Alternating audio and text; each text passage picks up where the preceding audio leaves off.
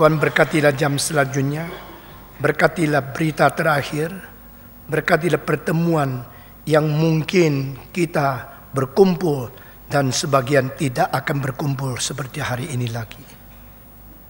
Kami sangat menghargai setiap kesempatan yang Tuhan karuniakan. Kami akan mendengar setiap kalimat dari Tuhan yang sangat bernilai, sehingga kami tidak menghamburkan waktu kami dan hidup kami secara sia-sia. Berkatilah jam ini, urapilah hamba-Mu, bersihkanlah hati kami, celikkan mata rohani dan telinga kami untuk menerima kebenaran dari atas. Demi nama Yesus Kristus kami bersehati mengusir setan dan segala anasir jahat daripada dia. Keluar dari tempat ini, dan Engkau bertakhta, Engkau bertitah sebagai Raja di tengah kami. Dalam nama Yesus Kristus kami berdoa. Amin. Saudara-saudara, hari ini saya mau membicarakan bagaimana kita telah mendengarkan tentang iman yang sejati. Di dalam gerakan reform sesuai Alkitab ini, kita harus melaksanakan, harus menjalani apa yang kita imani dan kita ketahui. Saudara-saudara, pertama-tama saya akan memikirkan panggilan setiap orang Kristen dari dunia oleh Tuhan melalui panggilan surgawi. Untuk apa? Why are we called from heaven to be a Christian? The heavenly calling is not only for the servants of God to be ordained to be pastors or preachers, but the calling of heaven is for every saint, the chosen people, to elect to do the will of God in heaven on the earth, to be His witness. Allah memberikan panggilan surgawi. Ini kalimat bukan dari saya, dari Ibrani pasal yang ketiga. Panggilan surgawi supaya kita terlibat di dalam satu tentara, satu bala, satu grup yang meskipun minoritas tapi menjalankan tugas surga untuk menjadi saksi Tuhan di atas bumi ini. Setiap orang Kristen dipanggil untuk kita keluar daripada kemelut, dari kenajisan, dari kebinasaan dosa dunia ini yang dibuang oleh Tuhan, untuk menjadi orang yang kembali kepada Kristus dan mengenal akan kemuliaan Tuhan. We are called to depart from the sinful world and to know and to see and to enjoy the glory of God in Jesus Christ. Kita dipanggil untuk mengerti kemuliaan Tuhan, berpartisipasi dalam kesucian Dia, berubah menjadi orang yang memancarkan kemuliaan Tuhan. We are called to know God, to take part in His divine nature, the glory and the holiness of God. Kita dipanggil untuk berbagian di dalam kodrat ilahi, berbagian di dalam sifat moral Tuhan, sehingga kita mempunyai kesucian ilahi, keadilan ilahi, kebenaran ilahi, kebajikan ilahi, dan cinta kasih ilahi. Karena kita memiripi Tuhan kita. Kita harus menjadi seperti Tuhan. Paulus berkata, teladanilah aku sebagaimana aku teladani Kristus. Orang yang menteladani Kristus, dia berhak menyeru orang lain menteladani dia. Kalau seorang pemimpin tidak mengikut Tuhan, dia tidak mempunyai kuasa memanggil orang lain mengikuti dia, lalu mengajak mereka bersama-sama dipimpin untuk mengikuti Tuhan Yesus. Saudara-saudara, dari halaman pertama setelah manusia berdosa, Tuhan berkata, "Man, return to me. Keep your heart to me. Do not go astray." Jangan menyesat. Jangan menyeleweng, jangan pergi hidup dalam dosa. Kembalilah kepadaku, berpalinglah kepadaku. Kenapa ada panggilan surgawi?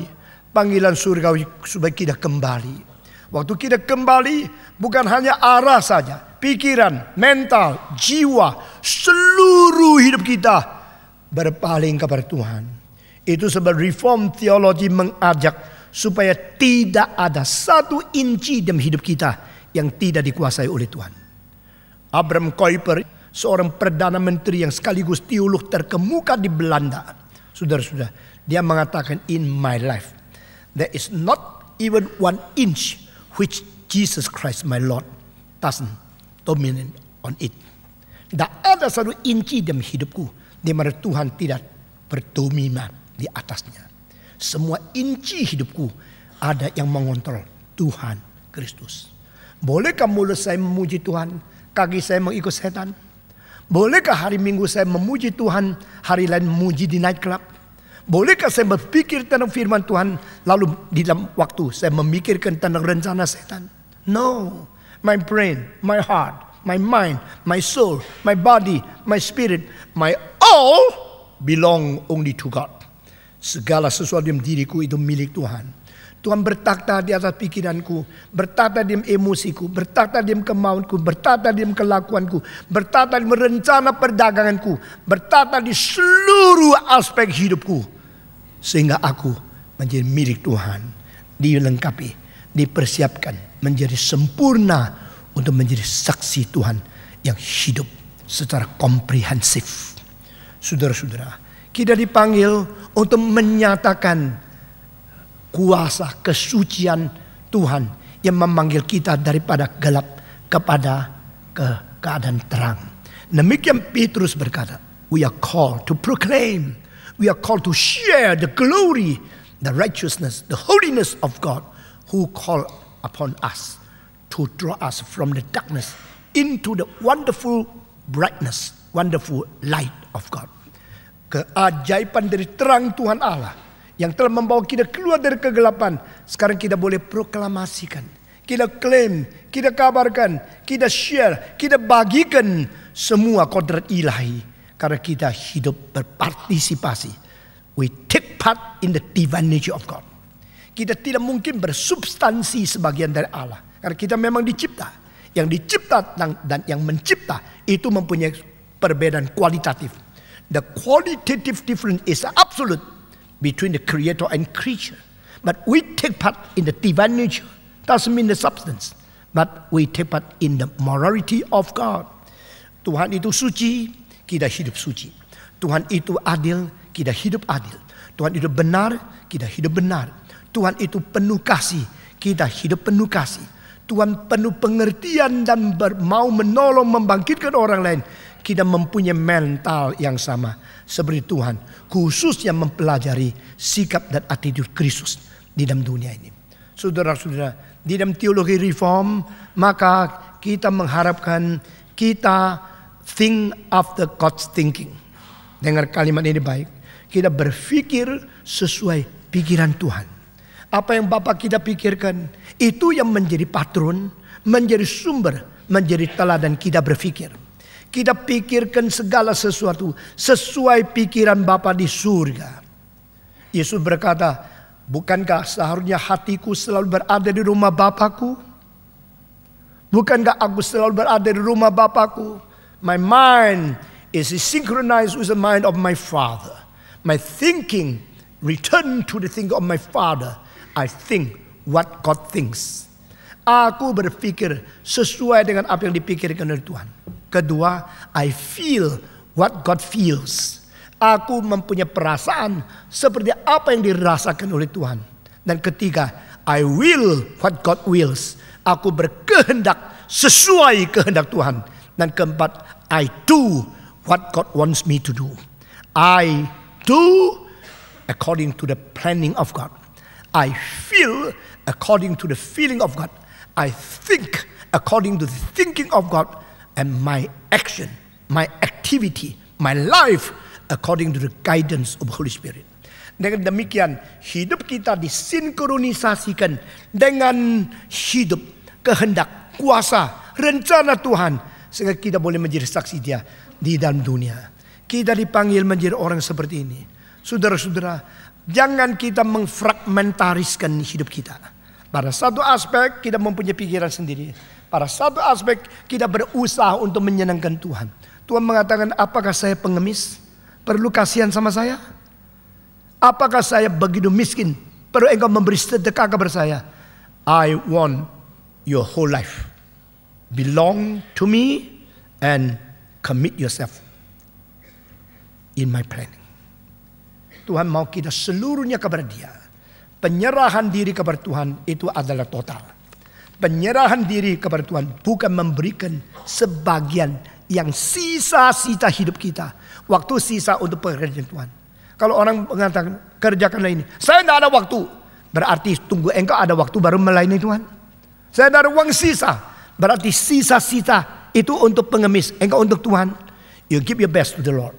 You give the best gift because the talents are from God. Give your best time because time is from God. You give the most important part of your life to the Lord because He is the giver of your life. Allah memberikan hidup, memberi waktu, memberikan segala anugerah. Berilah yang terbaik kepada Tuhan. Waktu Abraham setelah perang dengan para raja dan dia merebut kembali polaan yang kurang ajar Lot, dia menang dan menyelamatkan. Waktu dia berjalan pulang ke rumah, dia bertemu dengan Melkisedek, Raja Salem dan imam dari Allah yang Maha Tinggi. Dia langsung mengeluarkan 1/10 dari barang tawanan yang dia terima daripada peperangan, dan yang terbaik dia serahkan untuk Tuhan. Give your best to the Lord. Hari ini kita berusaha memberikan sisa-sisa kepada Tuhan. Tuhan mengatakan, you tak salah.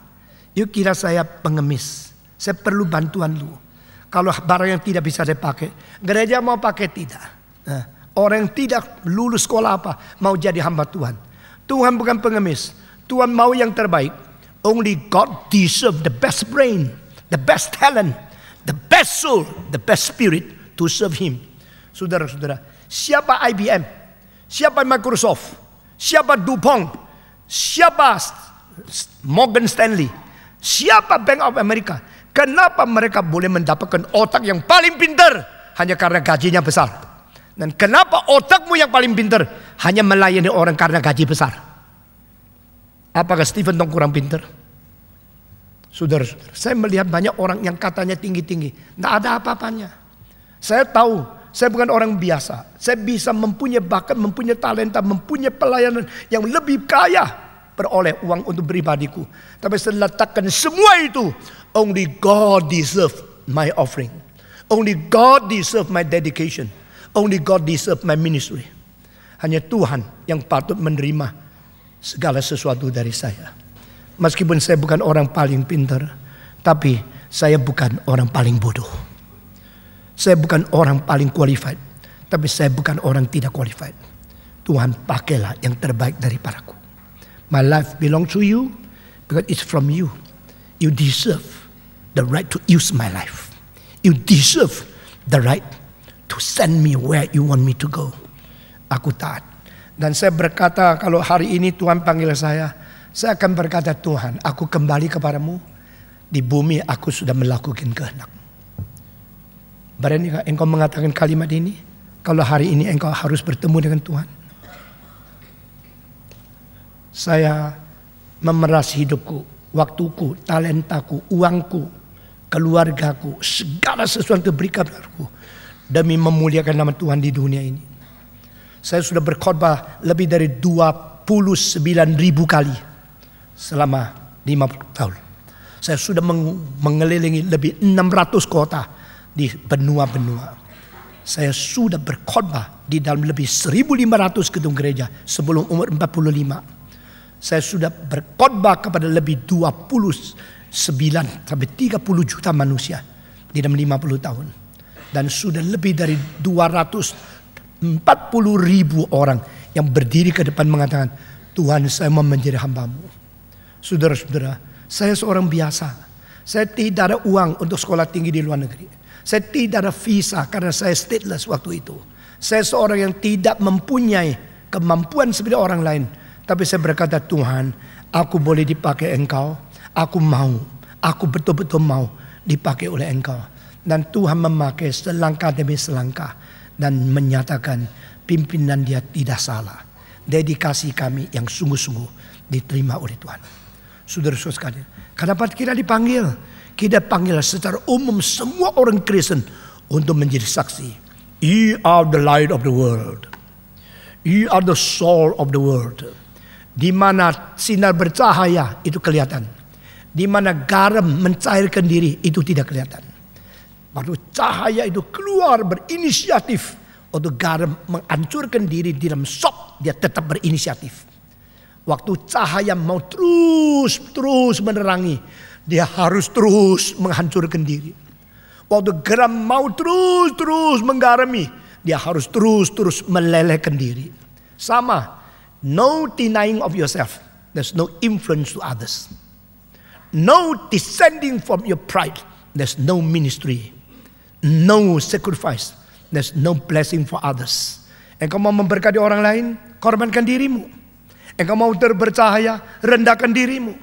Engkau mau menjadi garam, hancurkan dirimu. Itulah the secret of the ministry. Menjadi orang melayani, menjadi saksi Tuhan tanpa mengkorbankan diri, tanpa merugikan diri, tanpa menyangkal diri, tanpa tidak menghirau hak yang seharusnya kita miliki. Tak mungkin kita menjadi berkat bagi orang lain. Kita dipanggil untuk menjadi terang. Kita dipanggil untuk menjadi garam. Tuhan tidak mengatakan kamu lampu dunia. Tuhan bilang kamu terang dunia. Kalau lampu ada kelas kristal, ada lampu templek. Yang kristal ratusan juta, yang templek cuma berapa puluh rupiah. Tuhan tidak mengatakan you are the lantern of the world. Tuhan mengatakan you are the light. Saudara-saudara, kalau lampu kristal berhenti listrik, dia tidak nyala. Kalau lampu template masih ada minyak, dia nyala. Jadi yang penting terangnya, bukan harga lampunya. Yang penting engkau menyala, engkau mengkorban diri, engkau mencahaya dunia. Yang penting bukan kau berapa nilai, dari keluarga kaya atau miskin. Engkau S3, S2 atau S1. Yang penting kau menyala. Nah itu pelayanan. Kita dipanggil untuk memproklamasikan keajaiban daripada terang Tuhan. Sifat ilahi di dalam moralitas, refleksikan kemuliaan, kesucian, keadilan, kebenaran, kebajikan dan cinta kasih Tuhan. Kita dipanggil untuk mengkorbankan diri, untuk mencairkan diri, akhirnya menjadi terang dan garam yang terus memberikan cahaya dan pengaruh kabar dunia. Kita dipanggil untuk mengikut Yesus Kristus dan menjejak kakikan diri di dalam step-step yang dia tinggalkan di dalam sejarah. Following the steps of Jesus Christ. Petrus berkata, kita dipanggil untuk mengikuti jejak kaki Yesus Kristus. Dari Bethlehem yang melambangkan inkarnasi, turun daripada kemuliaanmu, turun daripada kehormatanmu, turun daripada tatamu yang tinggi, lalu turun ke tempat kandang binatang, merendahkan diri. That is the first step of Jesus Christ. Dan akhirnya step terakhir di bumi adalah dia naik ke salib, dipaku, digantung, dikutuk, diludahi, diejek-ejek oleh orang. Following the step of Jesus Christ. Saudara-saudara, Yesus telah menjadi teladan di segala zaman dan kita dipanggil untuk mengikuti teladan dia. Saudara-saudara, engkau selama melayani pernah diejek tidak? Pernah difitnah? Pernah dimaki-maki? Pernah dikutuk? Pernah dimarahin? Pernah dihina? Pernah dipermalukan? Kalau pernah, bersyukurlah karena engkau ada di dalam jejak kaki Yesus Kristus. Pelayanan yang minta terus dipuji, dihormati, mengakibatkan engkau lebih mirip setan. Pelayanan yang banyak diejek, dilawan, diiri, dibenci, dikutuk, mengakibatkan engkau lebih milik Kristus. Dan itulah akibatnya. Tangisanmu akan mengganti penghiburan. Air matamu akan mendapatkan tangan Tuhan yang menciptakan langit dan bumi, menghapus air mata dari mukamu. Saudara-saudara, pada waktu kita ketemu dengan Tuhan, ikan yang mengatakan, Tuhan aku pernah diejek, pernah dihina, banyak kesulitan aku melayani. Tuhan bilang, tidak apa-apa, sini. Lalu Tuhan bawa sapu tangan surga, lalu menghapus air matamu. Waduh, hiburnya berapa besar. Waktu engkau orang di depan dihapus, engkau bilang, aku juga kepingin dihapus oleh Tuhan. Tuhan bilang, tidak pernah you nangis bagiku kok. Mau hapus apa? Pergi. Tidak ada bagian bagimu. Tangan saya, sapu tangan saya tidak untuk kamu. Hanya untuk mereka yang pernah dihina karena namaku. Saudara-saudara, mau dimuliakan? Sebelum dimuliakan, bisakah dipermalukan? Yesus berkata kepada ibunya Tuhan Rasul, yaitu mamanya Yakobus dan mamanya daripada Yohanes, mengatakan, biar kedua anak saya ditinggikan. Satu menjadi menteri kanan, satu menteri kiri, dua menjadi menteri yang paling penting, perdana menteri double, Karena anakku loh, itu anakku. Masa anakku tidak percaya sih? Masa orang lain yang percaya? Anakku. Tuhan bilang, yang ku terima baptisan, bisakah kau terima? Yang ku telan cawan pahit, bisa kamu telan. Kalau kamu bisa telan, bisa menerima baptisan yang pahit itu, tetap aku tidak jamin anakmu yang ditinggikan. Karena apa? Karena Tuhan Allah Bapa yang mengatur. Saudara-saudara, kedua anak ini kepingin menjadi besar. Supaya di dalam kalangan Yesus dia paling tinggi. Lebih tinggi daripada Petrus, lebih tinggi dari siapapun. Tapi Tuhan mengatakan, cilaka. Engkau ikut saya merebut kedudukan yang tinggi. Engkau ikut saya merebut kemudian paling tinggi, hormat yang paling tinggi. Tidak. Hanya Allah yang menetapkan. Saudara-saudara, orang selalu tanya, Patong punya 4 anak, siapa yang meneruskan? Sekarang saya lihat 2 yang meneruskan musik saya. Yang satu anak-anak pria meneruskan teologi. Dan saya tidak besok dipakai atau tidak. Kalau dia berhak melayani hanya karena betul-betul dia mampu. Bukan karena nepotisme. Anak saya paling kecil mengatakan, saya mau conducting orkestra. Saya bilang, rupamu. Engkau kecil-kecil gini, perempuan lagi. Nanti orang bilang ini Patong nepotisme. Dia menjawab, papa ini apa sih? Nepotisme itu adalah yang tidak bisa terus diangkat-angkat. Kalau bisa itu namanya qualified, bukan nepotisme. Saya bilang memang itu betul. Tapi saya akan serahkan kepada orang-orang di gereja ini untuk memilih engkau patut atau tidak. Dan biar engkau menyatakan kemampuanmu bukan karena relasi papamu, atau engkau menjadi orang penting. Biar Tuhan bekerja menurut semua dalil yang penting. Saudara-saudara, ibu dari Yakub minta satu kanan satu kiri. Akhirnya Tuhan kasih tidak? Tuhan kasih. Kasih apa? Kasih kedudukan yang paling kanan, mati pertama. Kedudukan terakhir, mati terakhir. Siapa di antara 12 murid yang mati pertama? Yakobus. Siapa di antara 12 murid yang mati terakhir? Yohanes. Dan di dalam barisan martir, di dalam barisan mati untuk Tuhan, satu kanan satu kiri, itu yang diberikan. Saudara, ini kekristenan. Tapi ini tidak dikhotbahkan. Yang dikhotbahkan Yesus mau kita kaya, mau kita sukses. Haleluya. Saudara-saudara, ada pendeta Kenneth Hagin di Amerika yang mengatakan Kristus mempunyai rumah yang besar. Dia orang kaya luar biasa. Dan dia mengutip ayat dia sesuai dengan pengertian dia yang salah. Saudara-saudara, Yesus lahir di palungan. Yesus mati di atas kayu salib. Waktu lahir pinjam tempat binatang. Waktu mati pinjam kuburan orang kaya. Dia tidak memiliki apa-apa. Yesus menjadi contoh teladan pelayanan kita. Kita dipanggil.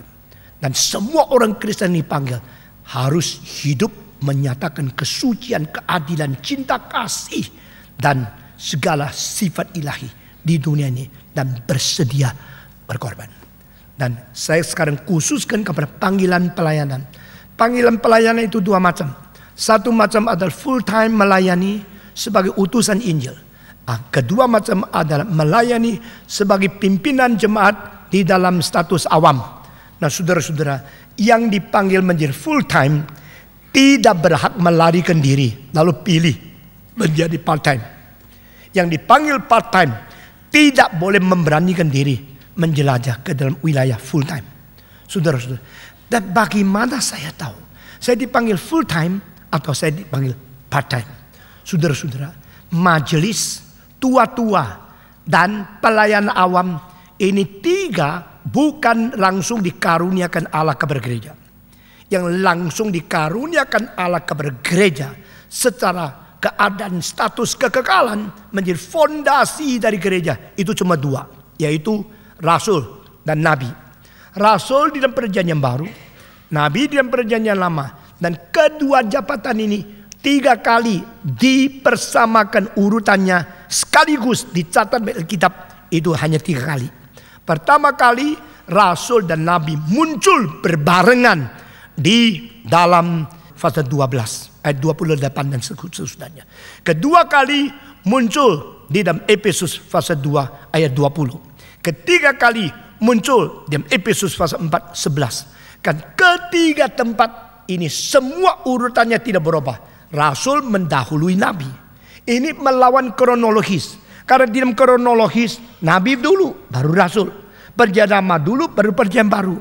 Tetapi 3 tempat ini yang dikaruniakan Tuhan adalah Rasul, baru Nabi. Rasul pertama, Nabi kedua. Kenapa begitu? Karena Nabi perjanjian lama, Rasul perjanjian baru, dan perjanjian lama mengandung perjanjian baru. Sedangkan perjanjian baru menggenapi perjanjian lama. Sehingga tanpa perjanjian baru kita tidak bisa mentafsirkan perjanjian lama dengan tepat. Itulah sebab teologi seluruh orang Yahudi menyeleweng dan melawan Yesus Kristus. Karena mereka tidak mengenal rahasia ini. Mereka tidak terima perjanjian baru. Maka mereka menghina Yesus. Mereka mengkoyakkan pakaian sebagai seorang imam besar, menghina Kristus dan tidak percaya dia anak Allah. Akhirnya seluruh Israel tidak kenal perjanjian lama dengan baik. Karena the secret to interpret, to rightly understand, to accurately comprehend the Old Testament is from the key of understanding New Testament. The master key to understand Old Testament, to interpret rightly Old Testament, is the knowledge of New Testament. Sehingga Rasul menjadi kunci untuk membuka rahasia Nabi. Itu pertama Rasul, kedua Nabi. Nah, ini diberikan oleh Tuhan langsung untuk menjadi fondasi gereja dari zaman ke zaman. Lalu setiap zaman ada lagi 3 yang dikaruniakan oleh Tuhan secara langsung. Pertama, pekabar Injil. Kedua, guru. Dan ketiga, yaitu gembala. Gereja memiliki penginjilan, pengembalaan, dan pengajaran. Semua 1, 2, 3. Penginjilan, pengembalaan, dan pengajaran. Guru Injil, gembala, dan guru. Pekabar Injil, penggembala, dan pengajar doktrin. Ini 3 diberikan Tuhan kepada gereja setiap zaman. Itu sebab majelis tidak lebih tinggi daripada guru Injil. Banyak gereja salah. Majelis menentukan nasib guru Injil. Mau diusir, diusir. Mau dianiaya, dianiaya. Guru Injil karena tidak ada jalan lain harus takluk kepada orang kaya. Ini bukan Alkitab. Kenapa ada majelis? Majelis diadakan untuk mengurus hal-hal yang sehari-hari. Di dalam memberi makan kepada orang janda. Karena mereka tidak sanggup. Maka tidak ada waktu cukup. Pilihlah majelis untuk menangani itu. Supaya Rasul tetap berkhotbah dan berdoa dengan tekun. Tidak urus harian. Dengan demikian majelis didirikan itu bukan pilihan Tuhan Allah. Bukan pemberian Allah untuk jabatan gereja. Itu dipilih oleh manusia di dalam orang-orang biasa.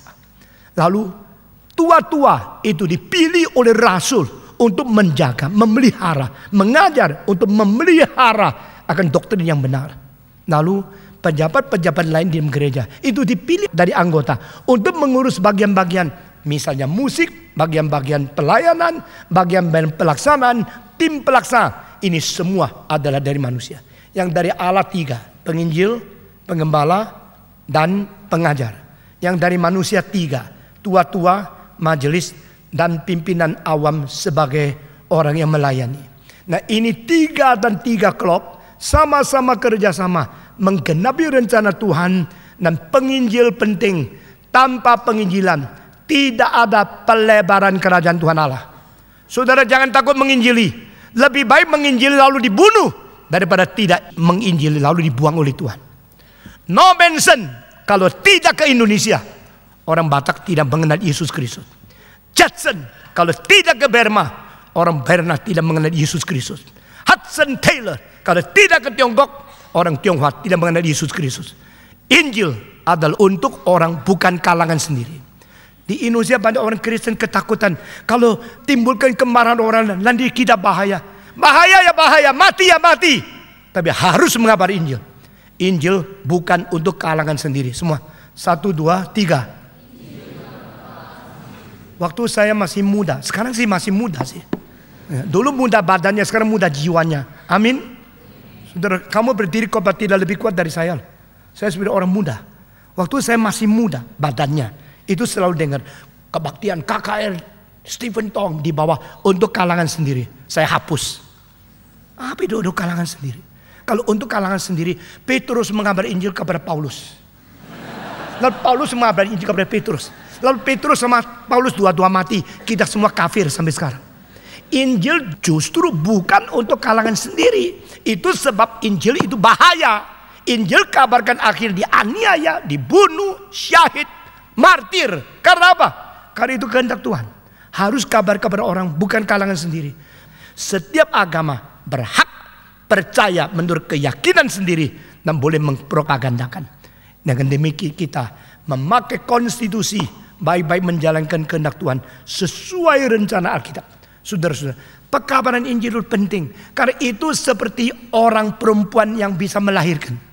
Seorang perempuan yang sampai mati tidak melahirkan anak, meskipun cantik, akhirnya cantik-cantik juga tua. Lalu sesudah itu habis. Tapi dia melahirkan anak, biarpun dia sudah menjadi tua, menjadi menyusup, menjadi kisut, menjadi apa sud saja. Tapi anaknya meneruskan. Saudara, gereja juga demikian. Gereja yang hebat, besar, kaya, tidak ada gunanya kalau tidak mengabari Injil dan tidak ada orang baru menjadi orang Kristen. Gereja itu akan menjadi tua, akan menjadi mati, akan menjadi hanyut dari dunia. Saudara-saudara, KB telah merusak seluruh umat manusia. Negara yang melaksanakan KB yang berkelebihan membunuh bangsa itu sendiri. Sekarang di Jerman, di Perancis, yang lahir sedikit, yang mati lebih banyak. Lambat laun bangsa Perancis menyusut, bangsa Jerman menyusut, bangsa Belanda menyusut. 150 tahun kemudian mungkin penduduk negara-negara yang menjalankan KB sisa separuh penduduknya.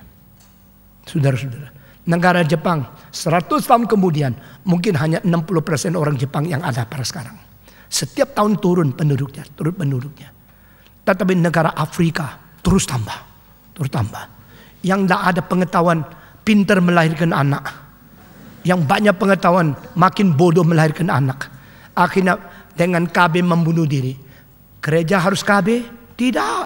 Kalau KB bagi orang lain keluarga berencana. Kalau bagi Kristen keluarga besar, itu namanya KB. Kita bikin makin besar. Bagaimana besar? Melalui penginjilan gereja bertumbuh. Melalui lahir banyak gereja bertumbuh. Melalui transmigrasi gereja bertumbuh. Maka di dalam church growth itu ada 3 cara. Church growth by migration. Ini yang paling jelek, paling konyol. Gereja ini pindah ke situ. Aduh puji Tuhan, gereja saya makin banyak anggota. Dari mana? Dari gereja lain pindah ke sini. Tangkap ikan di kolam orang lain buat apa? Akhirnya kolam lain kosong, kolammu banyak. Ikan di dunia tidak tambah. Tetapi KB kedua adalah melalui memberikan anak yang banyak. Saudara-saudara, kalau orang reform semuanya 12 anak. Wah, gereja reform bertambah. Itu namanya church growth by genetics. Wah, melahirkan 12 suku. Tidak usah menginjili. Asal lahir sebanyak mungkin itu bertumbuh. Akhirnya itu anak-anak dilahirkan secara daging. Kalau tidak dilahirkan secara roh, akhirnya yang dilahirkan oleh daging adanya. Yang dilahir dari roh adanya. Tetap bukan orang Kristen. Engkau bilang, loh dilahirkan dari keluarga Kristen dan Kristen. Itu Kristen tradisi. Itu Kristen kedagingan. Itu bukan Kristen sesungguhnya. Billy Graham mengatakan, apakah engkau dilahirkan sebagai orang Kristen, engkau otomatis Kristen? Kalau demikian, orang yang dilahirkan garasi otomatis jadi mobil. Saudara-saudara, orang dilahirkan garasi tidak bisa jadi mobil. Orang dilahirkan keluarga Kristen tidak bisa menjadi orang Kristen kecuali dia bertobat, dia diperanakan pula oleh firman, oleh Roh Kudus, baru dia menjadi orang Kristen. Ini masih belum beres. Ketiga, mengabari Injil menjadi church growth yang paling kuat. The church growth dengan 3 metode, by genetics, by migration, by evangelization. Saudara-saudara, keluarga Stephen Tong dari nenek moyang tidak ada satu Kristen. Sampai pada waktu saya masih umur 2, ada seorang Kristen yang tua, cerewet sekali, datang ke rumahku, bilang sama mama saya, mari percaya Tuhan Yesus, begitu ya. Mama saya bilang, saya sudah ada agama, tidak apa-apa, Tuhan tetap mencintai kamu. cerewet banget orang ini. Sudah dikasih tahu ada agama, cerewet lagi. Dia bilang Tuhan mencintai engkau, Tuhan mencintai semua orang, mencintai semua agama. Mama saya bilang iya baiklah, iya baiklah, iya baiklah. Tetapi artinya mengatakan berhenti, jangan ngomong lagi. Ya sudah saya bilang baik, ya sudah berhenti. Dia tidak berhenti, dia datang lagi, datang lagi. Sampai akhirnya mama saya kesabaran natural sudah habis. Keluar satu kalimat, sudahlah mulai hari ini tidak usah datang lagi. Ya, kau percaya kau punya, saya percaya saya punya. Saya ada agama sendiri, kamu ada agama sendiri. Sudah tidak usah datang lagi mengabar Injil. Orang itu diusir. Orang tua itu diusir umurnya hampir 60. Mama saya baru umur 32. Mengusir orang Kristen mengabar Injil. Tetapi orang itu belum mau mati niatnya. Belum mau padam apinya. Kalau Roh Kudus bekerja, dia menginjili lagi. Waktu dia menginjil lagi, dia takut diusir. Dia tunggu. Sampai satu hari kakak saya sakit keras. 24 hari panas terus tidak turun. Lalu cari dokter, cari obat, cari nasihat, cari apa saja. Engkong saya memiliki satu toko obat yang sangat penting di kota Amoy. Namanya Kong An Yofang. Dan semua obat herbs dari Cina tradisi yang paling mahal dipakai. Kakak saya itu masih kecil, tidak sembuh. Akhirnya mama saya ke kelenteng. Minta Buddha, minta dewa sembuhkan anak. Jamsi yang tulis engkau harus menyembah dewa-dewa dengan makanan penuh di atas 48 meja. Baru anakmu bisa disembuhkan. Siapa yang rumahnya punya 48 meja itu? Siapa yang rumahnya ada 48 meja? Kecuali engkau memang pabrik yang memasai kantin bagi orang lain. Atau restoran besar. Wah, mama saya yang menyerah, tidak bisa. Saat itu orang tua itu datang lagi. Percaya Yesus, saya tuakan anakmu. Mama saya bilang, ya oke lah ini kali boleh. Ya. Coba-coba sekali lagi. Dia berdoa. Waktu dia berdoa panjang sekali. Mama saya ini, apa ini doa kok panjangnya. Tetapi doanya itu kalimat-kalimatnya baik. Tuhan berkati keluarga ini. Sembuhkan anak ini. Biar dia beriman. Semua kalimat itu memberkati. Mama saya doa sampai separuh kita sudah selesai. Dia buka mata. Yang itu masih tutup, dia tutup lagi. Kedua kali buka masih tutup lagi. Ketiga kali yang situ buka dia masih tutup. Tidak tahu kapan berhentinya. Dan Tuhan kasihani keluarga ini. Sore itu sembuh. Anak itu sembuh. Sesudah itu mulai dia bilang, oke, saya coba-coba ke gereja. Lalu anak-anak dibawa. Papa saya bilang, itu kebetulan lah. Itu ya tidak ada apa-apa. Sudah ke gereja pulang, kakak saya nyanyi.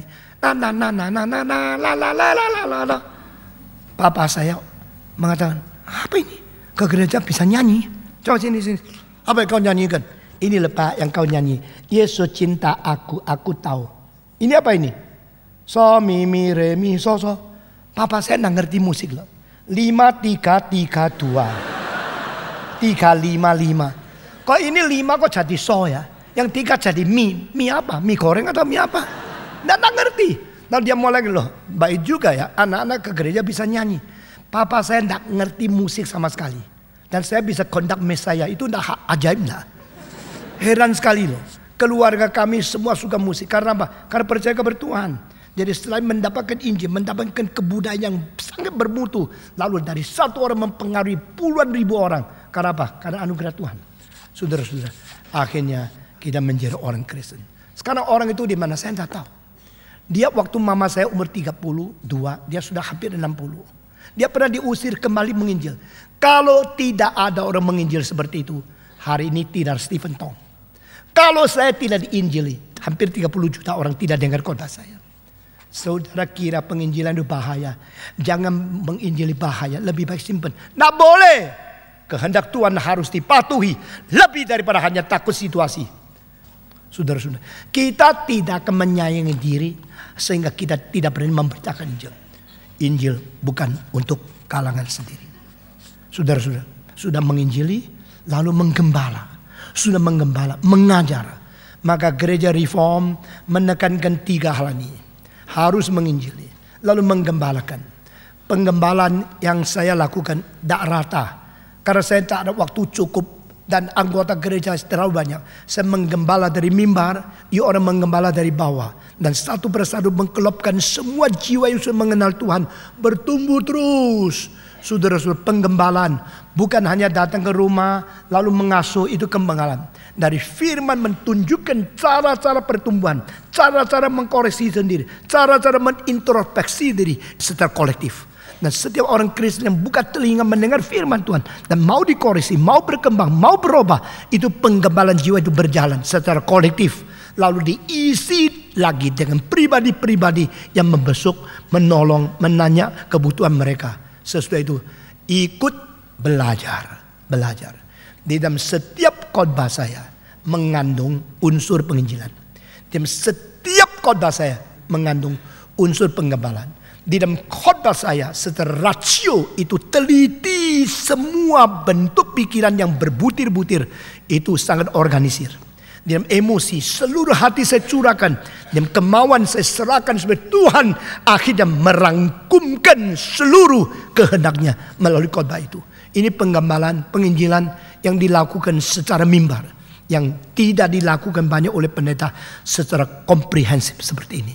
Saudara-saudara, dan ini kalau tiga sudah berjalan, maka saudara-saudara, majelis, tua-tua, dan pelayan awam menggenapi semua yang lebih penting, yang lebih merangkum, menyempurnakan umat Tuhan menjadi pelayanan yang baik. Saudara-saudara, tetapi pelayanan part-time sama pelayan full-time tidak sama. Bagaimana saya tahu saya dipanggil menjadi full-timer? Saudara-saudara, banyak orang Kristen pikir begini, ya jadi pendeta penghasilannya kurang, jadi pendeta miskin. Lebih baik jadi pedagang yang sukses, lalu juga belajar teologi. Sambil khotbah, sambil berdagang. Lalu berdagang itu begitu limpah dapatnya, memberikan persembahan. Kayak bisa khotbah sekaligus bisa mengkasih uang. Ini lebih baik dari khotbah terus terima gaji. Gajinya juga tidak terlalu banyak. Lalu dianggap menerima uang dari gereja, dihina sama orang lain. Saudara-saudara, kalau Stephen Tong menjadi part-timer, kamu setuju tidak? Jawab.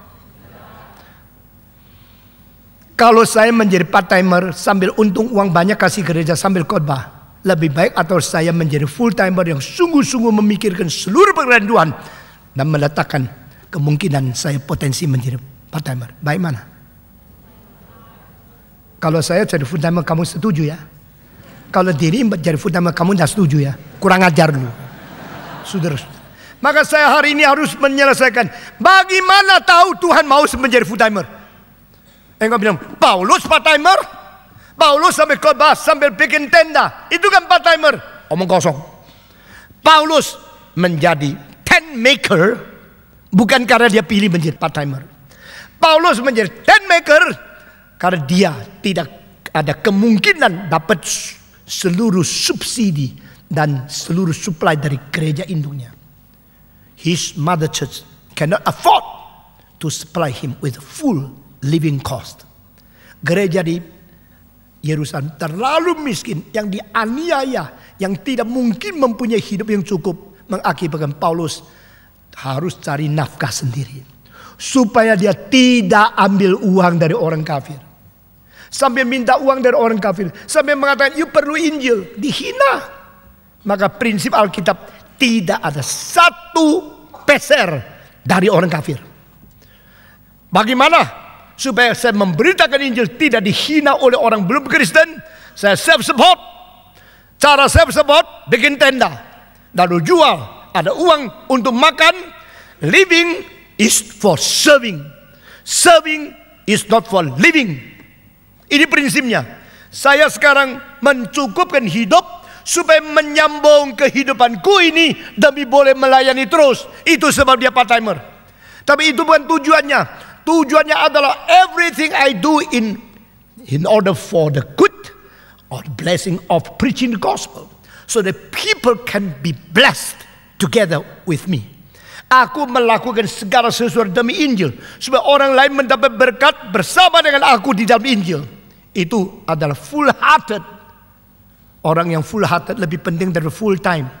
Orang full timer tapi cabang hatinya, cilakalah dia. Orang full hearted itu sangat berharga. tapi full hearted. Kenapa jadi full timer? Karena calling of God. Bagaimana tahu ya kalau Tuhan panggil saya menjadi full timer? Bagaimana Tuhan mau saya menyerahkan sendiri lalu menjadi orang yang full time melayani Tuhan? Saudara-saudara, ada 3 prinsip yang saya tidak akan lepas. Dan ini sama banyak pendeta jawabannya lain. Pertama, you mengetahui jadi hamba Tuhan itu susah, tak gampang, kewajiban berat, harus dianiaya, harus menempuh kesulitan-kesulitan yang sulit ditanggung secara manusia. The difficulty, the suffering, persecution, misunderstood, all things will happen in your life. But you are still willing because there is a drive in your heart, an impulse in your spirit that you should do the will of God in spite of being insulted, being persecuted. Engkau harus menjalankan kehendak Tuhan. Meskipun itu akan mendatangkan penghinaan, kesulitan, dan penganiayaan. Engkau tetap, karena apa? Drive, impulse, dorongan, constraint is from God. Saya tahu itu susah, saya tahu itu berat, saya tahu itu tidak gampang. Tapi kenapa terus ada kemauan kayak harus menjadi hamba Tuhan? Itu berarti Tuhan memanggil kamu. Ini prinsip pertama. Engkau tidak bisa lari. Terus didorong. Siang malam pikir, kenapa saya harus begini? Tuhan mengatakan, I want you to be a preacher. Engkau tidak bisa larikan diri. Kalau engkau melarikan diri sampai sukses, itu bukan sukses, kegagalanmu. Karena engkau melarikan diri dari tangan Tuhan. Melarikan diri dari kehendak Tuhan. Itu bukan kesuksesanmu. Kesuksesan melarikan diri dari kehendak Tuhan adalah kegagalan digarap oleh Tuhan. Ini pertama. Engkau bilang, ya memang ada impuls itu. Memang ada dorongan yang keras di dalam hati. Terus suruh saya menjalankan. Tapi saya tidak mau. Karena apa?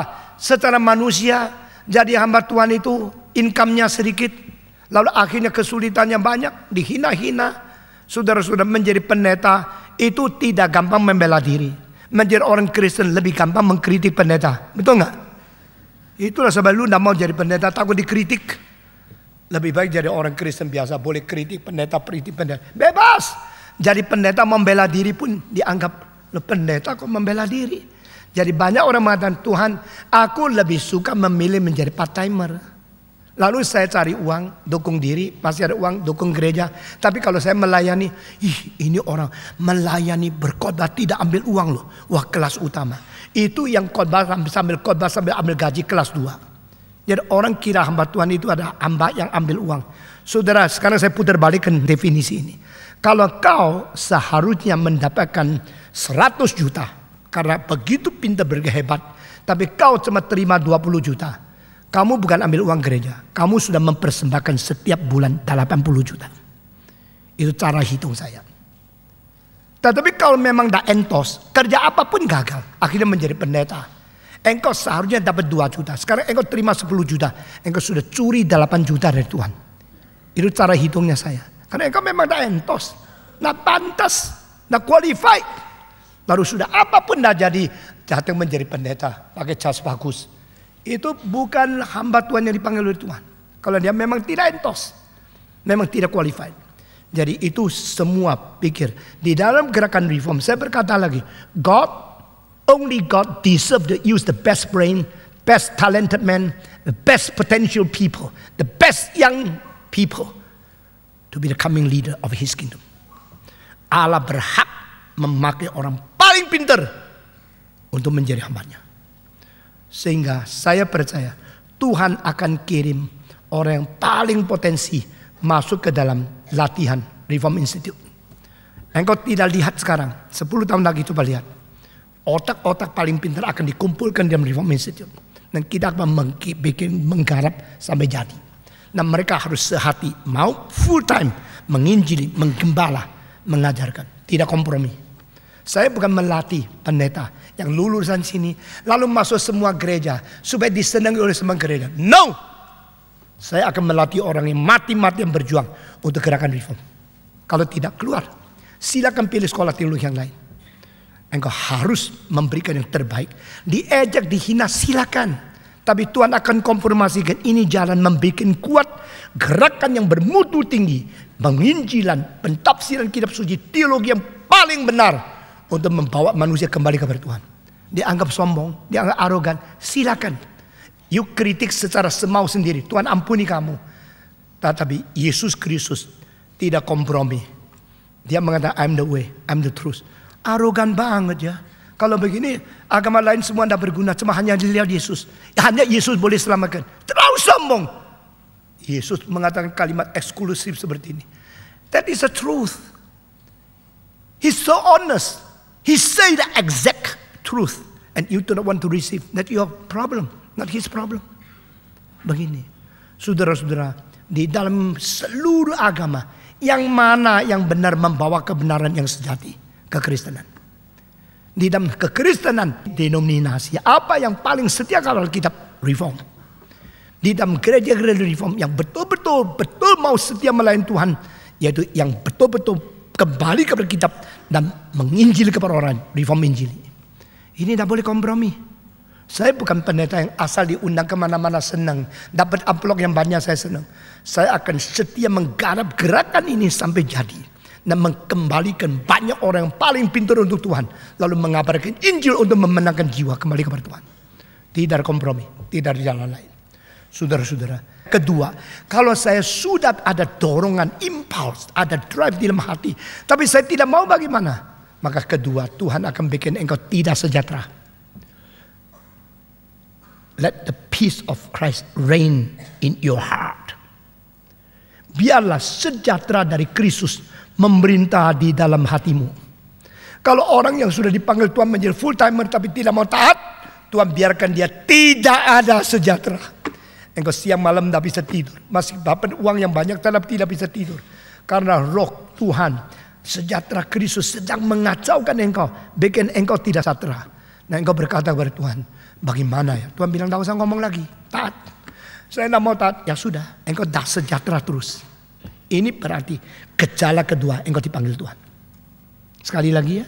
Gejala pertama, unceasing drive and constraint from the love of Christ as the calling of God to be given to you as a first sign. Satu tanda pertama, tak henti-hentinya dorongan gerakan Roh Kudus. Saya engkau tidak mungkin tidak mentaati karena dorong itu siang malam mendesak kamu. Kedua, engkau tidak pernah taat. Tuhan ambil kesejahteraan. Engkau tidak ada tenang satu hari sampai engkau taat. Engkau sudah ada tanda kedua, tetap tidak mau taat. Maka Tuhan kasih tanda ketiga. Apa itu? Pukul.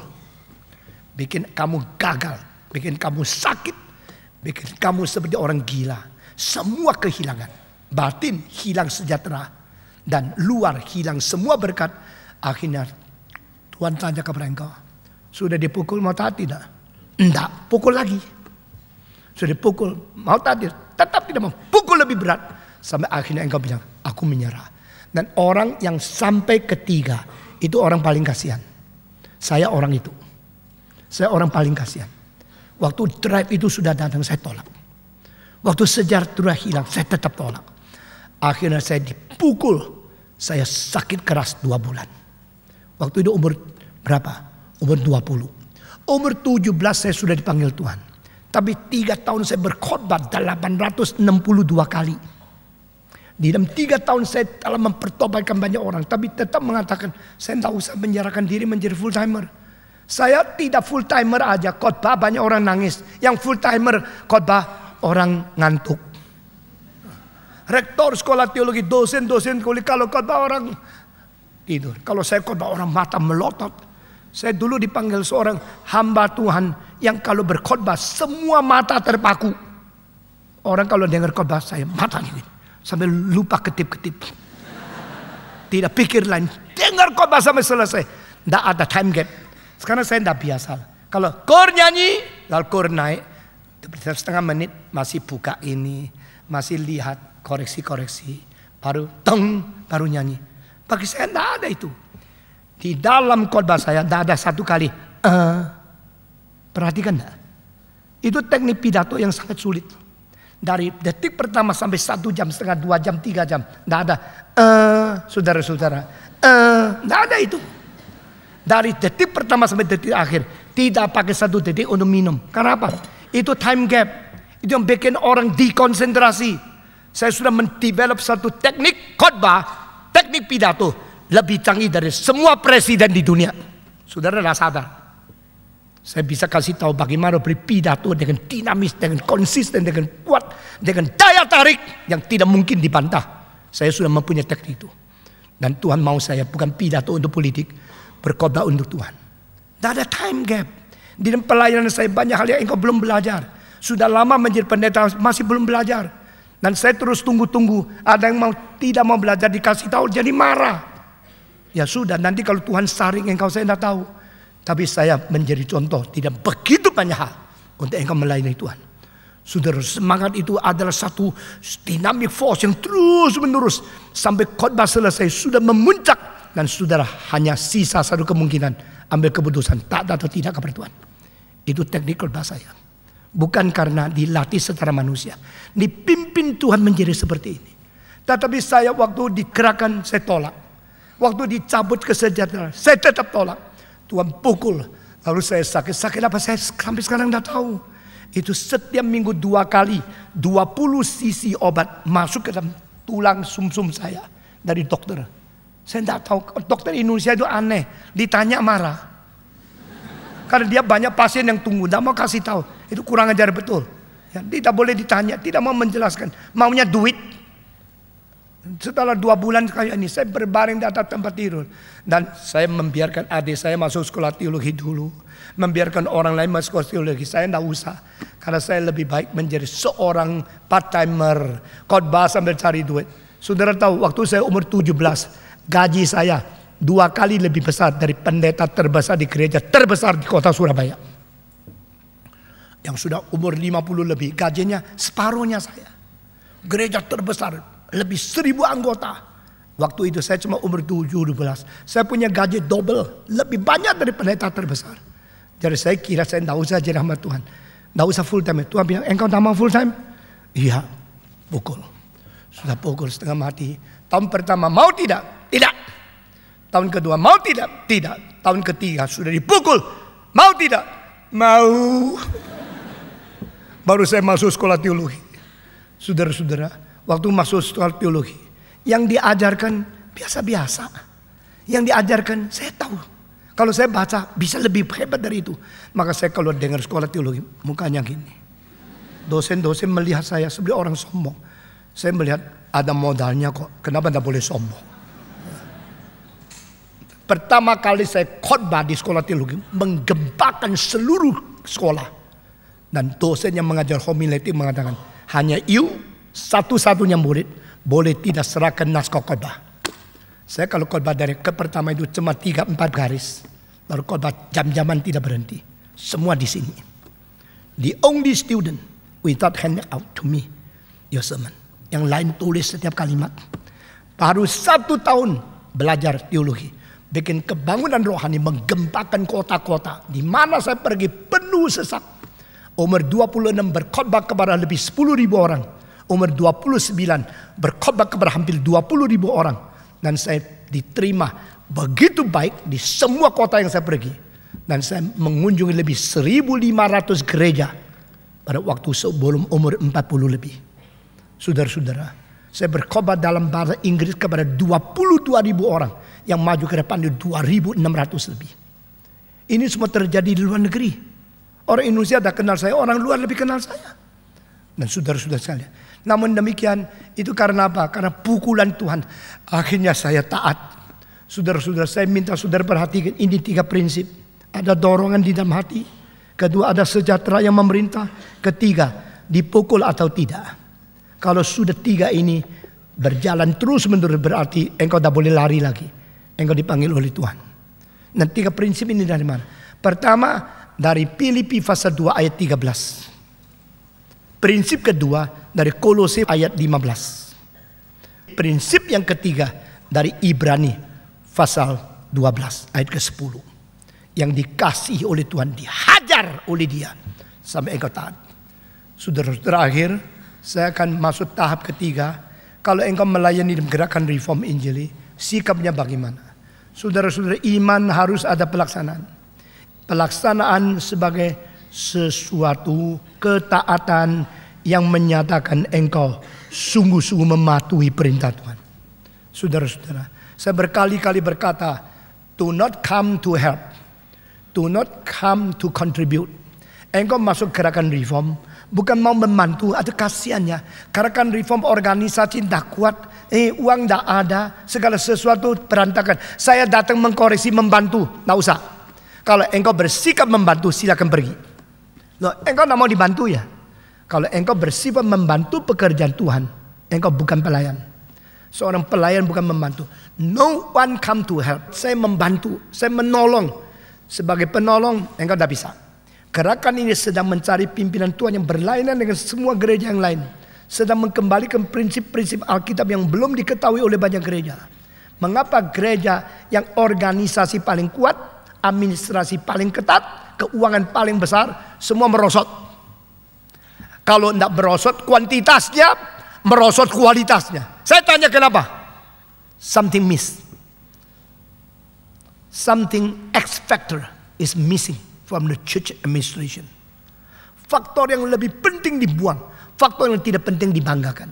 Kami punya tradisi, gereja kami sudah ratusan tahun. Gereja kami mempunyai uang banyak, organisasi paling ketat, konstitusi paling lengkap. Silakan banggakan itu. Tapi saya akan mengembalikan spirit, the guidance, principle, and to please God as the only pure motivation. The church to please God only. The church to practice the principle of the Bible. The church who trusts in the Lord firmly every minute, every second. And the church with a pure motivation to evangelize. Ini semua yang lebih penting daripada administrasi, lebih penting daripada organisasi. Dibuang oleh gereja. Lalu kita bangga, kita mempunyai gedung besar, kita mempunyai apa? Saudara-saudara, anugerah Tuhan untuk gereja yang paling kecil adalah gereja besar, gedung besar. Saya takut kalau kita sudah jadi gedung besar, kita mulai sombong. Itu anugerah Tuhan yang paling kecil. Yang paling besar adalah Roh Kudus, firman, iman, dan jiwa pelayanan yang berapi. Itu berkat paling besar Tuhan memberikan kepada gereja.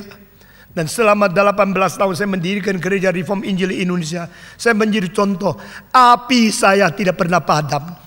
Kesetiaan, kemurnian, pengorbanan, dan jiwa yang mau menderita tidak pernah layu. Kalau engkau tidak menerima ini, hanya menerima gereja gedung besar, engkau bukan muridku, engkau bukan anggotaku.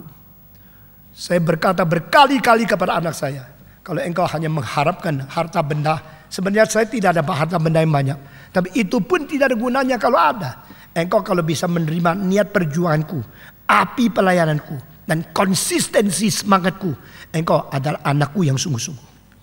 Saudara-saudara, jikalau orang reform tidak mendengarkan kalimat ini dengan baik, maka orang-orang di luar gereja akan menerima semangat dan api seperti ini. Dan orang sendiri yang tidak mengabaikan akan dibuang oleh Tuhan. Saya selama 18 tahun melihat banyak orang disaring oleh Tuhan. Saya tidak pernah mengusir seorang pendeta. Saya tidak pernah ingin memberhentikan saudara-saudara. Dan kalau Tuhan saring, saya tidak bisa apa-apa. Ada hamba Tuhan yang mau pergi, saya menangis karena saya tidak bisa membendung dia lagi. Saya tidak bisa memelihara dia lagi.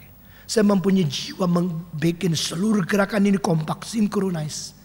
2 tahun yang lalu kita mulai adakan masterclass. Setiap Sabtu bicara untuk mensinkronisasikan seluruh gerakan di pusat. Tapi cabang-cabang masih belum. Besok kita akan cetak semua bahan masterclass untuk dikirim untuk setiap pengurus. Setiap di semua cabang membahas, memikir, merenungkan, dan mengerti cara bekerja kita. Dan bagi saya itu waktu yang lebih penting dari bicara tentang program acara dari pekerjaan. Karena itu hanya praktis saja. Yang penting ada teori, penting ada semangat, yang penting ada pimpinan Tuhan. Saudara-saudara, you do not come to help. You do not come to enjoy. You do not come to contribute. You do not come to criticize. You do not come to judge. You do not come to be entertained. Gerakan ini bukan gerakan untuk menghibur. Gerakan ini bukan gerakan untuk dinikmati. Gerakan ini bukan gerakan yang perlu pertolongan manusia. Gerakan ini bukan gerakan yang engkau diharapkan memberi uang banyak baru kita bisa hidup. Kita akan menunggu Tuhan. Kalau perlu gedung gereja, kalau tidak ruang tunggu 100 tahun baru jadi. Tapi prinsipnya adalah bukan minta-minta sama orang. Inilah suara hati daripada gembalamu, dari master planner of the reform movement. Saudara-saudara, semua prinsip sudah selesai. Waktu itu tidak penting. Tuhan menunggu sampai 40 tahun baru memanggil Musa menjadi hambanya. Biar dia keliaran. Saben hari penuh pengetahuan. Musa mungkin 10 PhD. Tapi dia ngomong orang nggak ngerti. Dia bicara arsitektur orang nggak ngerti. Dia bicara musik nggak ngerti. Disahut cuma memeisme. Musa bilang, apa lu domba? Saben dari saya ini orang pintar. Skala pengetahuan. Sebuah ilmu di Mesir sudah saya belajar. Lalu domba mengatakan lu tak ngerti ya? 40 tahun. Tuhan biarin. Tuhan tidak mau pakai dia. Nah peduli lu pintar, lu ada uang, lu ada pengalaman. I'm not going to use you until my time is up. That is a theology of time. So many school of theology neglect, ignore the theology of time. Why Moses have to wait for 40 years? Why Jesus had to wait until 30 years to start his ministry? Because the time of God is not up. You cannot do anything. All the potential, talent have been given to you. No use. Not to be used until the time of God is up. Jangan main-main sama Tuhan. Saya mengapa mesti melayani dari tahun 57 sampai 89 baru mendirikan gereja reform. Because the time of God is up. 10 years before I established Reform Church, I told my wife, the only person, I'm going to build a church called Reform Evangelical Church. Who will be your co-worker? I don't know. But God's impulse in my heart, the move of the Holy Spirit in my spirit is so clear. Dan aku tunggu 10 tahun baru mulai. Saudara-saudara, siapa akan menurut saya? Semua pendeta bilang kalau patung mati kita takut. Imanmu di mana? Saudara-saudara, siapa menurutkan saya tidak tahu. Mungkin kamu yang ini kali pertama kali ikut retreat ini, besok menjadi penerus saya tidak tahu. Tapi saya tahu Tuhan selalu mengerjakan pekerjaannya di luar dugaan manusia. Kamu rencana terlalu banyak, akhirnya menjadi capek. Aku mendadak mengerjakan, langsung jadi. Masih ingat kalimat itu? Di atas batu nisan daripada John Wesley, in the limestone of the grave of John Wesley, it's written and carved like this: God buried his servant and continues his work. Semua 1, 2, 3. God buried his servant and continues his work. God is alive. God is at work. God continues his work at any time. Dan saya mengharapkan dari hamba-hamba Tuhan yang masih muda, dimunculkan orang-orang yang bisa dipakai Tuhan luar biasa. Dan saya minta saudara perhatikan, jangan tunggu diundang orang lain lalu boleh khotbah di tempat yang besar, banyak pendengar, engkau senang. Engkau harus menciptakan sendiri satu wadah di mana dengan semangat dan perjuangan reform Injili diterima dan diterima, itu soal kecil. Berdiri tegak untuk menyatakan penyertaan Tuhan kepada engkau. Ya, saya bersyukur kalau banyak gereja undang kamu.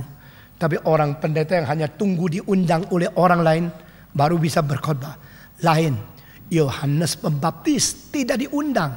Dia bikin mimbar yang tidak kelihatan di padang belantara, lalu dikerubungi oleh binatang-binatang, oleh ular-ular. Tapi dia berteriak, bertobatlah kamu, kalau kerajaan Allah sudah dekat. Lalu akhirnya yang tidak ada mimbar kelihatan, yang tidak ada dukungan organisasi, menjadi daya tarik semua kota, semua desa. Ribuan, ratusan ribu orang kumpul mau mendengar firman Tuhan. The power of the word of God, the attraction from the power of spirit, menjadi sesuatu kekayaan yang tidak bisa dibendung, tidak bisa ditolak. Saudara-saudara, selama 50 tahun saya telah membuktikan God is at work. God is living. Saya kasih tahu satu rahasia. 18 tahun yang lalu, Waktu saya mulai gerakan reform, ada pendeta besar kirim orang datang kabar saya. Sudahlah Pak Tong, tidak usah susah-susah. Datang jadi pendeta kita kok. Kalau you mau jadi pendeta di gereja kita, gedung besar sudah ada, semua sudah ada, uang sudah ada. You jadi pendeta, lalu pendeta kita akan mundur menjadi pembesuk. Waktu itu saya tidak ada gaji loh. Saya tidak tahu makan dari mana. Sekali undang gereja besar ribuan anggota. Puji Tuhan telah dipanggil gereja besar. Sudah terjadi di hidupnya. Saudara setuju saya waktu itu diundang atau setuju saya berjuang sampai sekarang? Ya setuju lu berjuang, tapi susahnya lu tidak tahu kok, cuma setuju tok. Jadi sekarang lihat sudah jadi kan? Tapi waktu itu saya mengatakan no. Saya pikir pun tidak. Consider pun tidak. Saya bilang no. I'm not going to be the pastor in big church. I'm starting a new reform evangelical movement. Kalau you mau saya menjadi pengkhotbah, lalu pendetamu menjadi pembesuk, gampang. Dia keluar dari gereja itu membesuk di gereja saya. Mau nggak? Di sini tidak ada honor. Di sini susah. Saya tidak setuju kalau majelis pergi ke cabang-cabang. Kenapa Stephen tidak kirim uangnya? Wah, kita nanti kumpulkan uang untuk bantu kamu. Stop!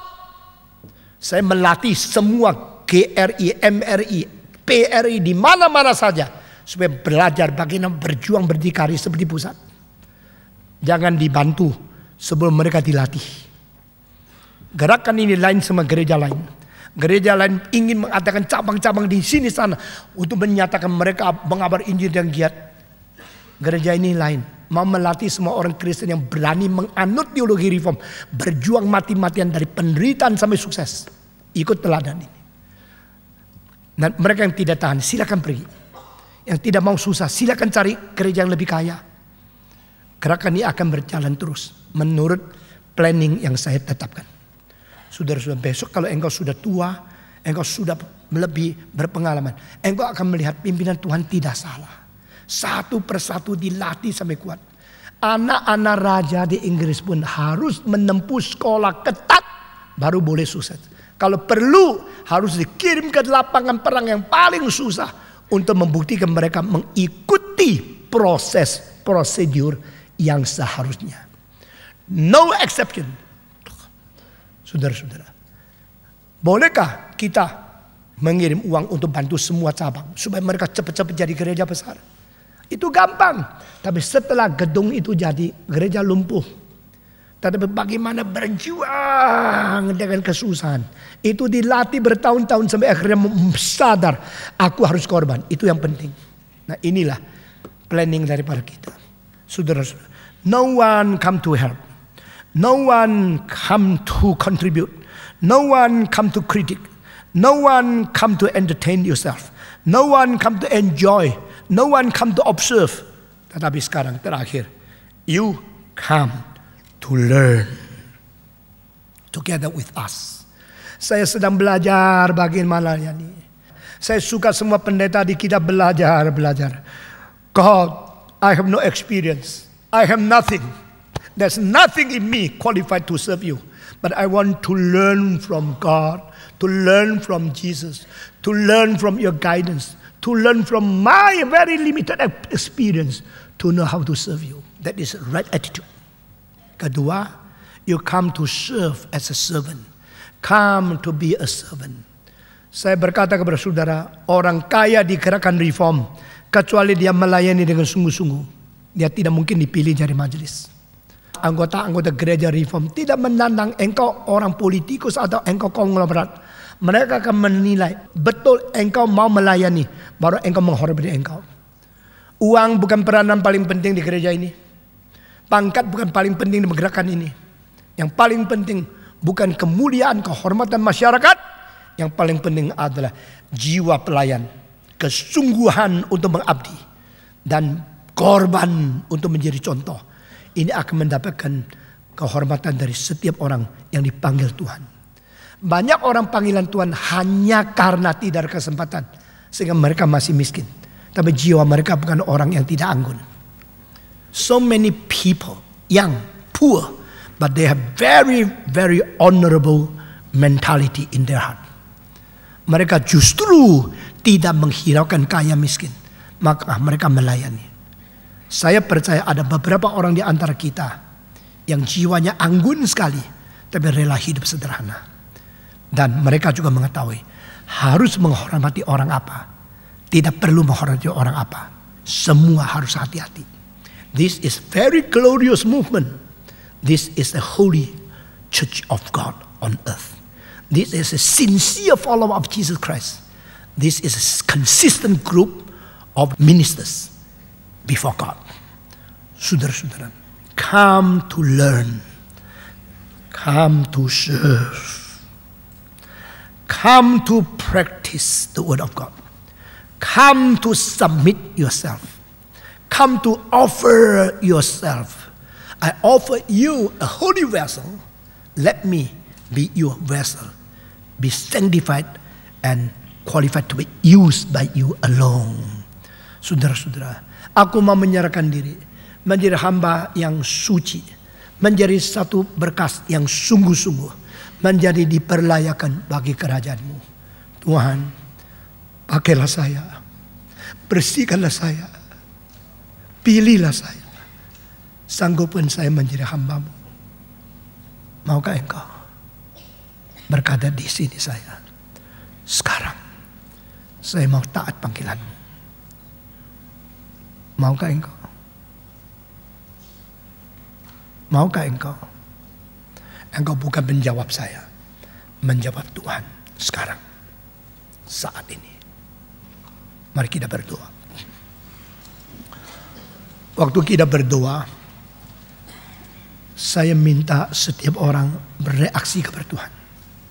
Engkau berkata, Tuhan, saya berterima kasih untuk panggilan, untuk kesadaran, untuk pengertian firman, sehingga saya rela menyerahkan diri menjadi hamba-Mu sesuai pimpinan-Mu, yang mau melayani Tuhan menurut panggilan Tuhan, yang mau dipakai oleh Tuhan, dan mau mengerti pimpinan Tuhan lebih jelas untuk menjadi pelayan di dalam kerajaan Tuhan. Ada orang demikian dengan sungguh-sungguh hati yang mau menyerahkan diri. Dipersilakan dengan hormat, angkat tangan saudara. Siapakah? Puji Tuhan, puji Tuhan, puji Tuhan, puji Tuhan, puji Tuhan, puji Tuhan. Siapa berkata, saya juga mau dipakai Tuhan dengan sungguh-sungguh menyerahkan diri. Dipersilakan dengan hormat, acungkan tangan saudara. Siapa lagi? Ada lagi. Puji Tuhan, puji Tuhan, puji Tuhan. Siapa lagi? Ada lagi. Saya minta yang sudah acungkan tangan berdiri bersama di tempat masing-masing. Sekarang berdiri. Dan saya menanya pertanyaan kedua. Siapa yang berkata, saya mau bergumul, saya mau sungguh-sungguh bergumul, saya mau sungguh-sungguh mencari kehendak Tuhan sampai jelas pimpinan Tuhan. Saya tidak akan sembarangan melewati hidupku di dunia ini. Tuhan nyatakan kehendak, Tuhan bekerja di hatiku. Ada orang yang mau sungguh-sungguh cari kehendak Tuhan sampai jelas panggilan Tuhan. Dipersilakan dengan hormat, acungkan tangan saudara. Yang kurang jelas tapi mau berdoa sungguh-sungguh sampai jelas panggilan Tuhan, angkat tangan saudara. Siapa lagi? Ada lagi, ada lagi. Puji Tuhan, puji Tuhan, puji Tuhan, puji Tuhan. Hari depan gerakan reform, sebagian akan diletakkan atas bahumu oleh Tuhan yang hari ini berada di dalam ruangan ini.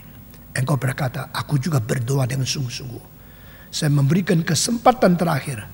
Barang siapa mau berdoa sungguh-sungguh mencari kehendak Tuhan, silakan acungkan tangan saudara. Siapa lagi?